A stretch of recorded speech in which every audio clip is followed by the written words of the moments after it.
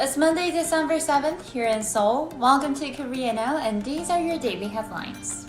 The third wave of the pandemic in South Korea is getting more serious as the daily number of COVID-19 cases exceeds 600 for the second straight day despite the less testing over the weekend. The country added 650 more cases Monday, including 580 local infections. The percentage of people testing positive for the virus also went up to 4.39%. To contain the resurgence, health authorities decided Sunday to raise the social distancing level by one notch to level 2.5 in the Greater Seoul area and to level 2 in other areas for 3 weeks starting Tuesday. Under the level 2.5 distancing, the second highest in the country's 5-tier system, gatherings with 50 or more people are prohibited.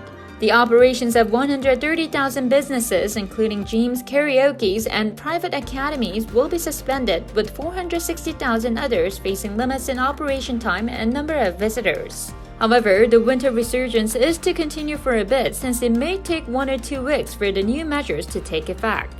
U.S. Congress plans to require the Defense Department to reconsider sending military equipment or troops to a country that uses Chinese 5G technology, including South Korea. According to the bill, the Pentagon must consider the risk to personnel, equipment, and operations that can be posed by 5G vendors when making decisions about overseas deployments. The bill specifically pointed out the dangers of China's telecom giants Huawei and ZTE. Currently, South Korea's LG U+ is partially using Huawei's 5G network products. Thus, observers say South Korea will be directly impacted by the new bill and that it will have to make a difficult choice between security relations with the U.S. and the economic relations with China.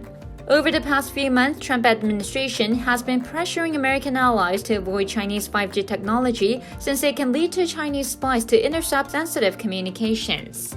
Korean Wave or Hallyu is turning into a driving force behind inter-Korean exchanges despite the strengthened laws against violators who smuggle South Korean contents into the communist nation. According to North Korean defectors, more than half of teenagers in North Korea have caught Hallyu fever, which has extended to a broader fetishism of Korean lifestyles, including the way they dress and products they use. Defectors added that the way North Korean students date also resembles their romantic relationships in K-dramas.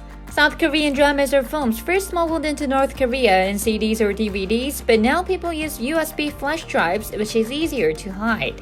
When caught, a violator can face up to 15 to 20 years in prison, according to a researcher at Korea Institute for National Unification during a recent online seminar on North Korean human rights.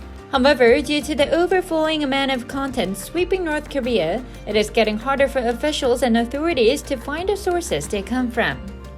Those are your top stories for today. For full-length articles, you can always check out our official website linked down below. And don't forget to subscribe to Korea Now for more daily updates.